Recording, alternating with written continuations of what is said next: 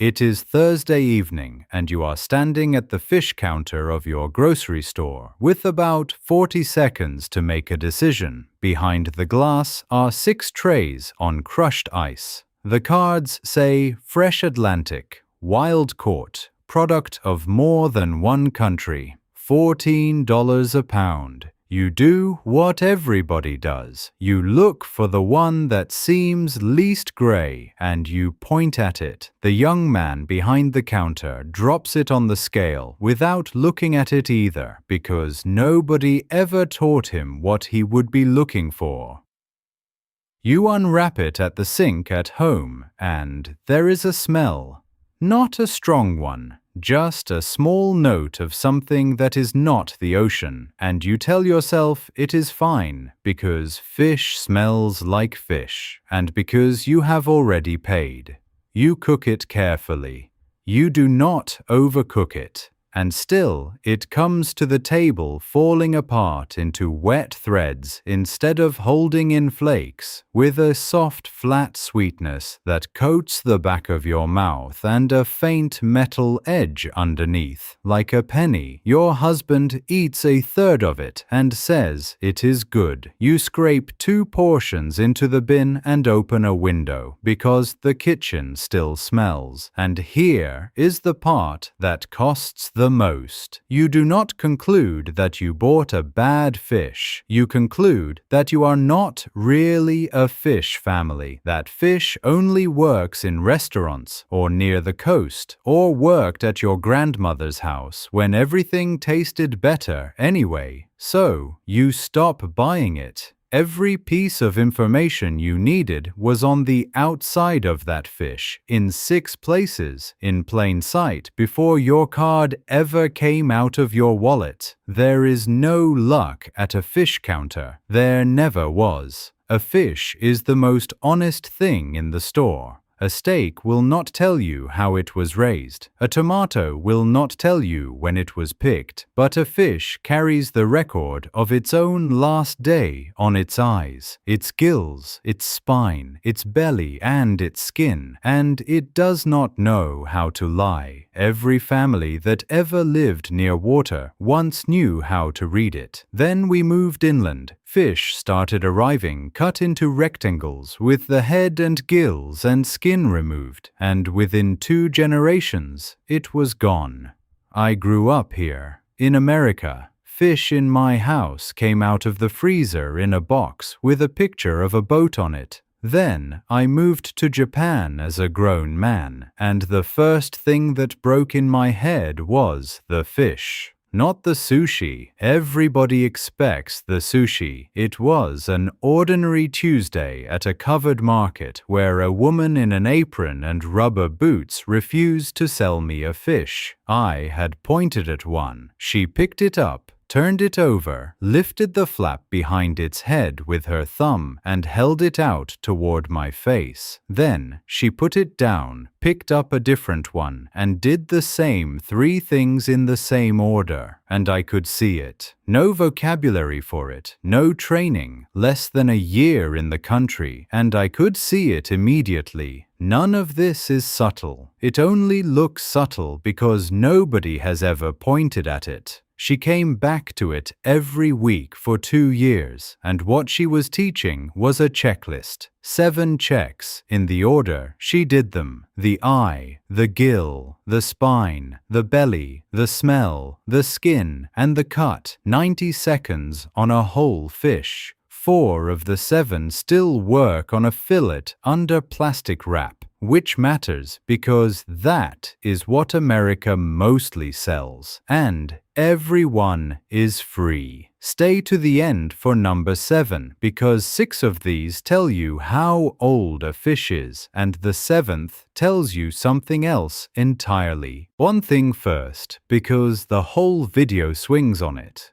In America, we buy a fish by asking 2 questions. What is it and what does it cost? Both are printed on a card in the ice. In Japan, there is a third, and it is not printed anywhere. What happened to this fish in the first 10 minutes? Because a fish does not begin to spoil when it is sold, or shipped, or put in the case. It begins the second it leaves the water. One that fought a net for 20 minutes and then suffocated in a pile on a deck, burned through its own fuel, and started taking itself apart before it was ever cold. You can ice it perfectly, fly it overnight, sell it at a premium, and it is still a tired fish. One killed in a single motion, then bled, then chilled, is a different animal on the plate. Same species, same boat, same morning, different food. So how a fish died is not on the label, not in the price, not in the species, but it is written on the body, and 5 of these 7 checks are reading it.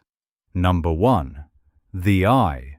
Ask 2 things about it. Is it domed and is it clear? A fish handled properly has an eye that bulges. It sits proud of the head, round and full, like a wet marble set into the skull. The pupil is genuinely black and wet-looking, and the clear part around it is clear enough to see into. An old fish has an eye that has gone flat, then sunken, dropping back into the socket and pulling the skin into a small crease. The pupil fades from black to a dull grey-brown, like a stone, and the clear part clouds into something milky and faintly blue, the way a window fogs. The reason is worth knowing because it means you never have to memorize the rule. The clear front of the eye is mostly water held in a fine mesh of protein, transparent only because that mesh is arranged perfectly. As the tissue breaks down, the arrangement goes, and it does not come back. A clouded eye cannot re-clear. It is a one-way clock. One honest caveat, because I will not give you a rule that lies to you. Ice hazes an eye a little on its own, so haze by itself is a question. A sunken eye is a verdict. Shrinkage is time, and nothing else does that. Do this. Get low and look at the eye from the side, not from above. From above, every eye looks fine.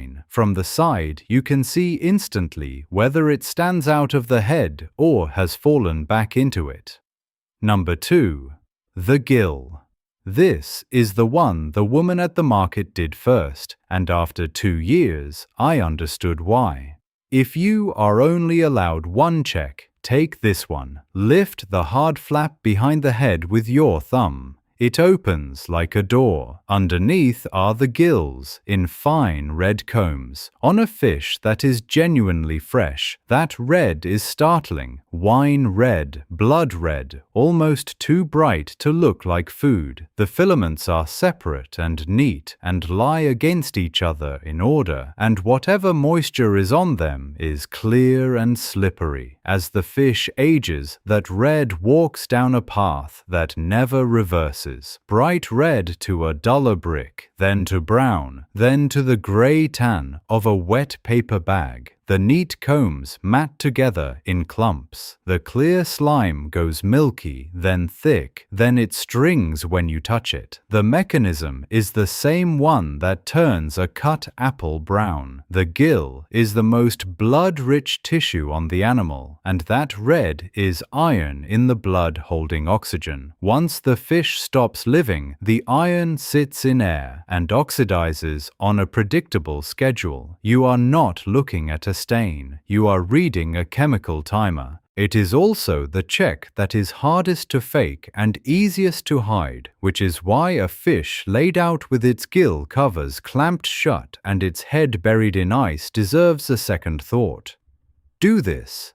Ask. Say, would you lift the gill for me? In Japan, nobody would blink because everybody does it. In America, you will be the only person that week who has asked, and the reaction you get tells you something useful about the counter. Number 3. The spine. Pick the fish up and lay it flat across your open palm, holding it about a third of the way along from the head, and watch what the rest of it does. A fish in good condition holds itself. It stays roughly straight, maybe with a slight droop at the tail. Some are so firm they feel like a piece of wood with a skin on it. An old fish folds. Head and tail both hang down. It drapes over your hand like a wet towel, and when you set it down, it slumps. This one has the best story behind it, and it is the story the whole video turns on. What you are feeling is rigor. Muscle locks up some hours after death, holds a while, then releases as the tissue starts breaking down. Stiff means the fish is inside that window. Limp means it came out the far side, and the breakdown is already underway. But how long that window lasts is not fixed. It depends almost entirely on how much fight the fish put up. A fish that thrashed in a net burned its muscle fuel to nothing, so it goes into rigor fast and comes out fast, and it can be soft again in half a day. A fish killed in one motion still has all that fuel, and it stays locked for a day, 2 days, sometimes longer. That same fuel is also the raw material that turns into savory flavor over the days after, which is why the well-killed fish tastes of more and holds together instead of going to mush. So when you press a fish and it pushes back, you are not only learning that it is recent, you are learning that somebody on a boat you will never see did their job properly. Do this. If it is buried in ice, press the thickest part with one finger, hard enough to see. The flesh should push back and leave nothing behind. If your finger leaves a dent that stays, the structure is already gone. Number 4. The belly. Turn the fish over and look along the underside, from the throat down to the vent. You want that belly wall smooth and unbroken, the same clean color as the rest of the underside,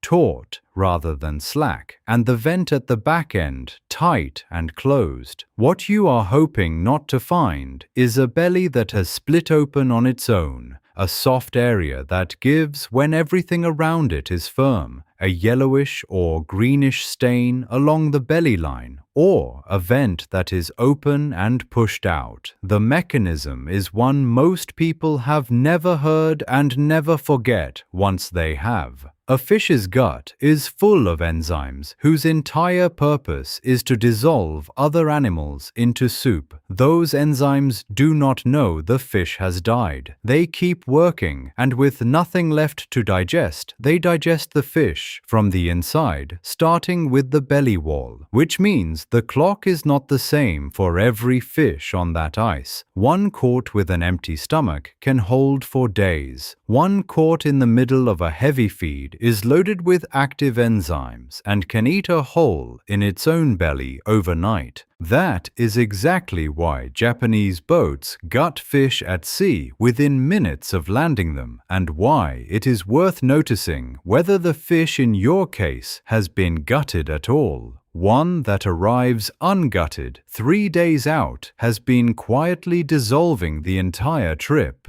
Do this. Run your thumb down the belly with light pressure. It should feel like a full water balloon, tight, springy, resisting you. If it feels like a bag half empty, put it back, no matter how good the eye looked. Before the last 3, one thing. Everything on this channel is like this. Small, physical, free, and hiding somewhere nobody thinks to look. If that is your kind of thing, subscribing is the whole cost. Now the last 3. These are the ones people skip, and the last one matters most. Number 5. The smell. Get close, take one deliberate breath, and then be strict with yourself about what you actually smelled. A fish in excellent condition smells almost like nothing. What is there is cold and clean and faintly green.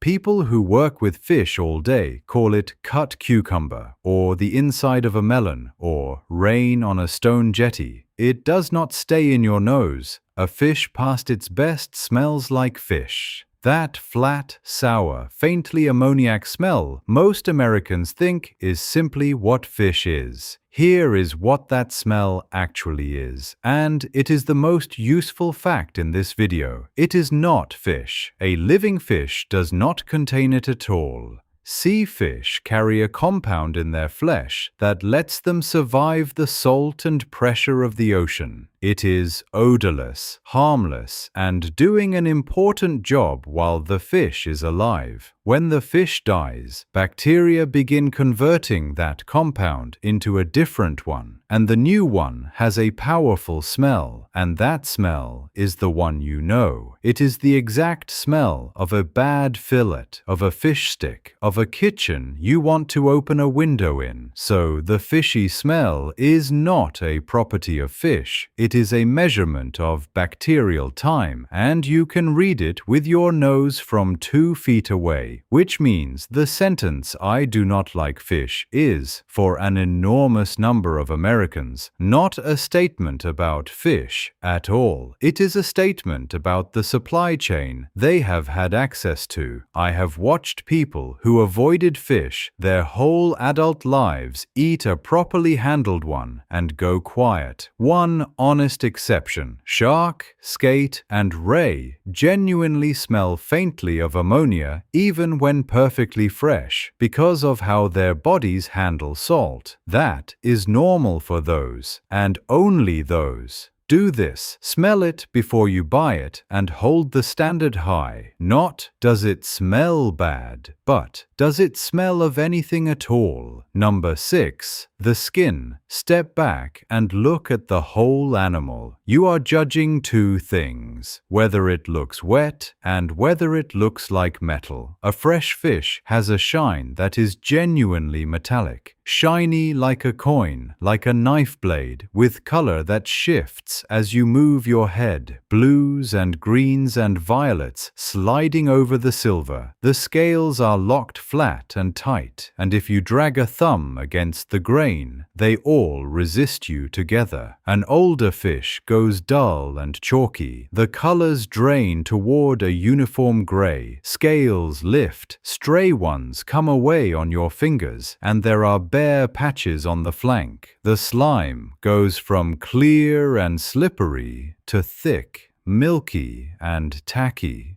The shine deserves one sentence because it makes the check obvious forever. That metallic color is not pigment, it is structure. Tiny crystal plates stacked in the skin at a precise spacing, throwing color the way an oil film on a puddle does. Pigment fades slowly. Structure collapses the moment the tissue around it goes, which makes the shine the fastest moving signal on the whole fish. One more place while you are here. The outer edges of the fins and the tail are the thinnest tissue a fish has, so they dry and fray first. Clean, flexible edges mean gentle and recent handling. Dry, curled, papery edges mean it has been sitting or packed under other fish, or both. Do this. Look at it from an angle, rather than straight on, and move your head. Under those store lights, a good fish flashes color at you. A tired one stays flat gray no matter what you do. Number 7. The cut. This is the one for America, because most of you are not going to be handed a whole fish. You are going to be handed a fillet on a foam tray under plastic, and every check so far has just been made impossible because the eye and the gill and the belly and the fins were all thrown away in the back. So here is how to read what is left. 4 things, all of them through the plastic. First, whether the flesh is translucent. Fresh fish is slightly see-through, and the light sinks into it a little before it comes back. Old flesh is opaque, flat and chalky, and the light bounces straight off. Once you have seen the two side by side, you cannot unsee it. Second, the dark line. Most fillets have a stripe of darker meat running along the side, and in Japan, that stripe is the first thing a buyer looks at. On a fresh fillet, it is deep, clean, saturated red. As the fish ages, it browns faster and more visibly than the pale meat around it. Same oxidation you saw in the gills, in a place you can still see after the head is gone. Third, the seams. Look at the bands running across the fillet, the ones that become flakes when you cook it. On a fresh fillet, they are welded together and the surface is continuous. On an old one, gaps open between them and you get little slits and steps, as though it had been pulled slightly apart. That is the connective tissue giving way, and it is the most reliable sign of age on a piece of fish with no head. Fourth, the tray. Look underneath at the pad. There should be almost no liquid. A pool of watery pink fluid means cells have ruptured and are leaking, and only two things do that: time and having been frozen and thawed. Either way, you are paying by the pound for water the fish has already lost. And now, the most valuable sentence in the video, which is not a test at all. Ask them to cut it for you. Nearly every counter that puts fillets in the case also has whole fish in the back, and nearly all of them will cut one for you if you ask, and almost nobody ever asks. That one question moves you from the end of the chain to much nearer the front. It costs nothing, and it gets you all 7 checks instead of 4.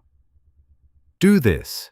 If it is pre-cut, check the 4. Translucent flesh, red bloodline, closed seams, dry tray. Then ask the question anyway.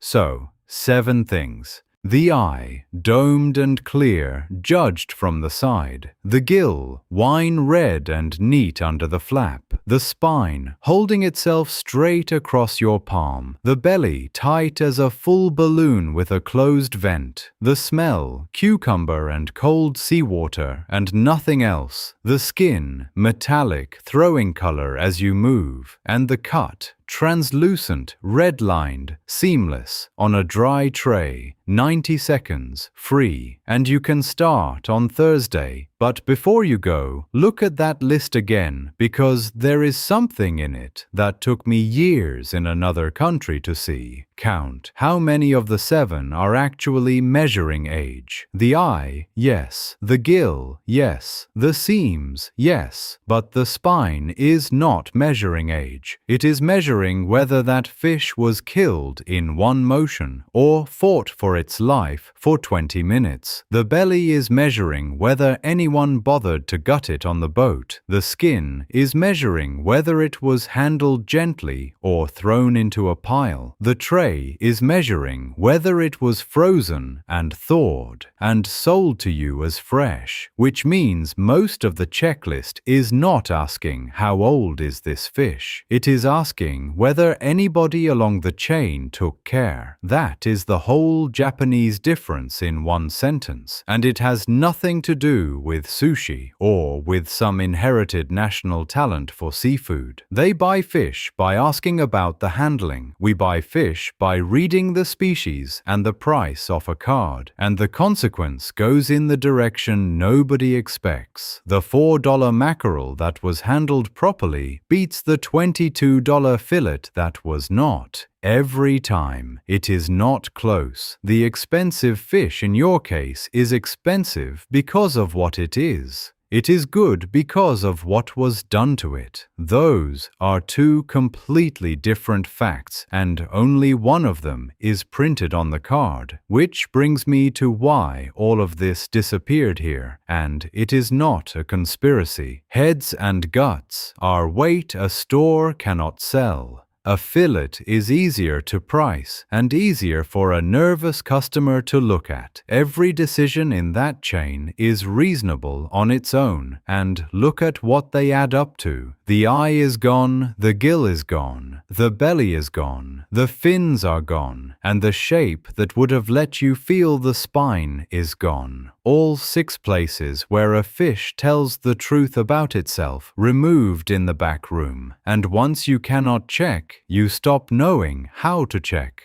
Once you stop knowing how, you stop teaching it. You end up with a country full of careful, capable cooks who have quietly decided they are not fish people on the evidence of a food that was 3 days gone before it ever reached their kitchen.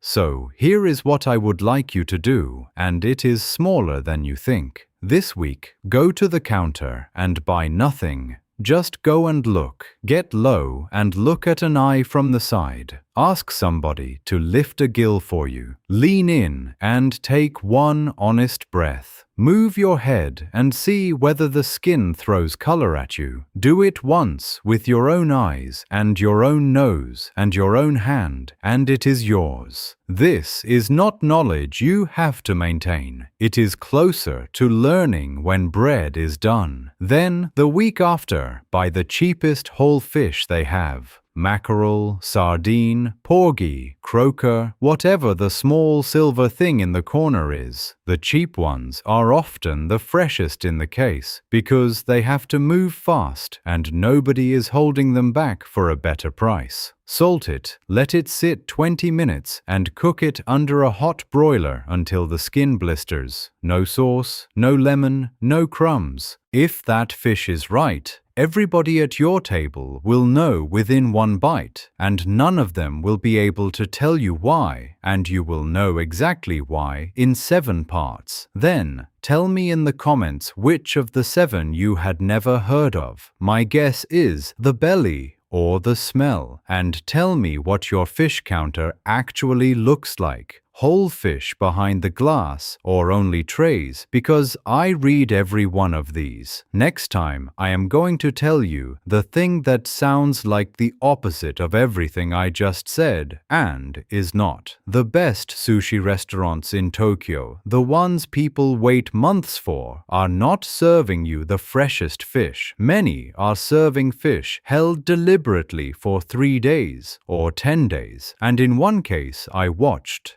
5 weeks. They do it on purpose and they charge more for it. And there is a specific thing that happens inside a fish in that window that cannot happen any other way. Once you know what it is, you can do a small, honest version of it in an ordinary refrigerator with an ordinary fillet and a paper towel. Until then, look at the eye from the side, lift the gill, and remember that the fish is not hiding anything from you. It has its whole last day written on the outside of its body, in 6 places, in daylight, in a language that takes 90 seconds to learn. Nobody hid it. We just stopped reading it.